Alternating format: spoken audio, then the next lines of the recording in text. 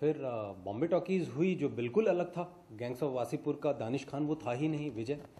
और वो अलग ही फिल्म थी। और उसमें एक मेरा जो अपना एक ड्रीम था कि बच्चन साहब के साथ कभी मौका मिले एक सीन में काम करने का भी, क्योंकि मैंने एज एन असिस्टेंट डायरेक्टर 2005 में एक फ़िल्म की थी विरुद्ध। उसमें मैं असिस्टेंट डायरेक्टर था, महेश मांजरेकर को मैं असिस्ट करता था, तब की बात है। और बच्चन साहब की फ़िल्म थी वो। और हर रोज़ मेरे मन में ये ख्याल, हूँ तो एक्टर, तो कहीं ना कहीं मन में ये ख्याल आता था यार कभी तो मौका मिलेगा इनके साथ काम करने का। और कमाल के इंसान हैं, उनके साथ आप काम करते हैं तो बहुत कुछ, आप बस उन्हें देखते रहिए, आप सीख जाएंगे।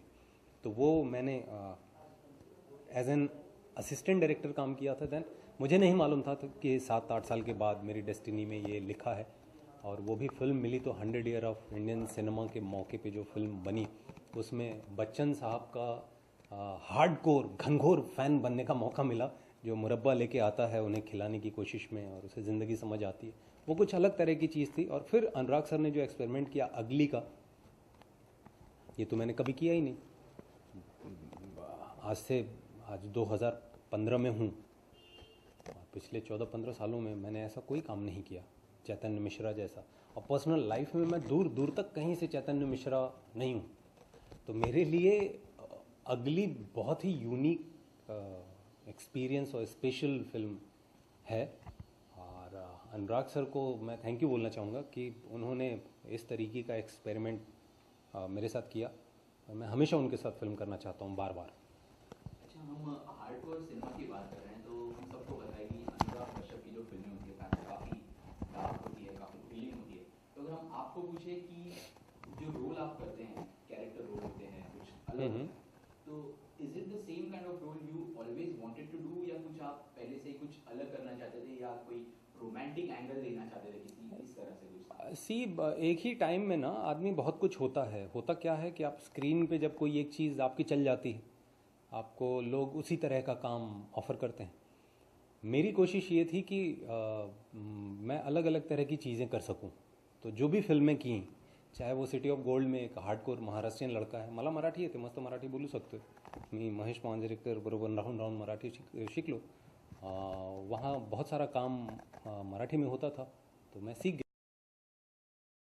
जो सिटी ऑफ गोल्ड बनी थी वो बाईलिंगुअल थी, जो मराठी में लाल बाग परल थी, तो वो की, दे धक्का की, मी शिवाजी राजे भोसले बोलते हुए की। बंगाली फिल्म भी की, हमें सुभाष, जो मी शिवाजी राजे भोसले बोलते हुए का वो था, बंगाली वर्जन था, रीमेक था। भोजपुरी सीरियल किया, तो करता चला गया। एंड कोशिश ये थी कि हर फिल्म में कुछ अलग करूं। और मैं खुश हूं इस बात के लिए कि जब से लोगों ने नोटिस किया, वो फिल्म है 2012 में जो आई, गैंग्स ऑफ वासीपुर, पिछले 2 साल में काफ़ी अलग अलग तरह की फिल्में की, चाहे वो वासीपुर हो या बॉम्बे टॉकीज़ हो, इसक हो, गोरी तेरे प्यार में हो, या अगली हो, तो अच्छा लगता है। अभी बहुत सारी ऐसी चीज़ें हैं जो मैं बोल रहा हूँ कि एक ही वक्त में ना आदमी बहुत जगह से कनेक्टेड होता है। आप अच्छे बेटे हैं, आप हो सकता है किसी के अच्छे दोस्त भी हों, लेकिन अगर किसी ने आपको देख लिया कि ये बहुत अच्छा बेटा है, तो बार बार उसे अच्छे बेटे का रोल, अच्छे बेटे का रोल, अच्छे बेटे का रोल ही दिया जाता है। जबकि वो ये नहीं जानते कि ये बहुत अच्छा दोस्त भी है, ये बहुत अच्छा किसी का दुश्मन भी है, ये बहुत अच्छा भाई है, ये किसी का बहुत अच्छा बॉस है, और इसके बॉस भी हैं। तो एक ही समय में आप 10 तरीके की रिलेशनशिप को जी रहे होते हैं। तो कोई एक चल जाता है स्क्रीन पे तो लोग उस दायरे में आपको डाल देते हैं। तो वो मैं चाहता था कि मैं ना उसमें चला जाऊं, तो इसलिए कोशिश ये थी कि कुछ अलग अलग करता रहूं। आगे भी जो फिल्में अभी आ रही हैं मेरे पास, अगली के बाद बहुत सारे लोगों ने अप्रोच किया, तो वो अच्छा लग रहा है। उनमें से स्क्रिप्टें पढ़ूंगा, देखूंगा, और जो अच्छा काम है वही करूंगा। कोशिश यही होगी कि कुछ और नया खुद के साथ कर सकूं काम। अच्छा विनीत, जाते जाते मराठी फिल्म से अगर कोई एक डायलॉग आप हमारे लिए बोल दिए, और अगली या वासेपुर से कोई एक डायलॉग। वासीपुर से कौन सा डायलॉग आप अगली का डायलॉग सुनिए। वासीपुर में तो खैर बहुत डायलॉग ही डायलॉग हैं, बहुत सारे डायलॉग हैं। अगली थिएटर में है, तो अगली में चैतन्य मिश्रा अपनी आवाज़ बदल के फिरौती मांगता है। तो वो आवाज़ ऐसा नहीं है कि मशीन वगैरह से या किसी इंस्ट्रूमेंट से डिस्टॉर्ट की गई है। वो आवाज़ चैतन्य मिश्रा की ही आवाज़ है, जिसे अनुराग सर ने प्रैक्टिस करवा करवा के निकलवाया है, और हमारे जो साउंड डिज़ाइनर थे हैं मंदार, उन्होंने निकलवाया है।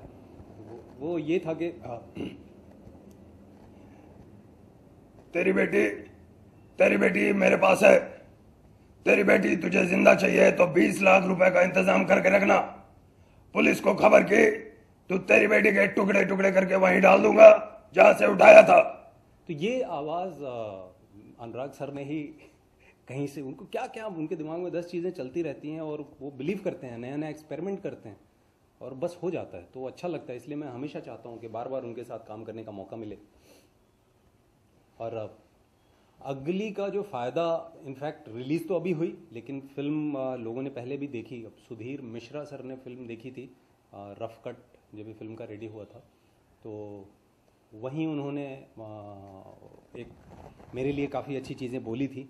और बाद में जब भी उन्होंने ये फिल्म शुरू की, और देवदास, जो देवदास का एक और वर्शन है देवडी के बाद, तो और देवदास के लिए कास्टिंग कर रहे थे मुकेश छाबरा, उन्होंने मेरा नाम लिया और बस यूं फटाक से हो गया कि यस, ये लड़का है अपने फिल्म के लिए।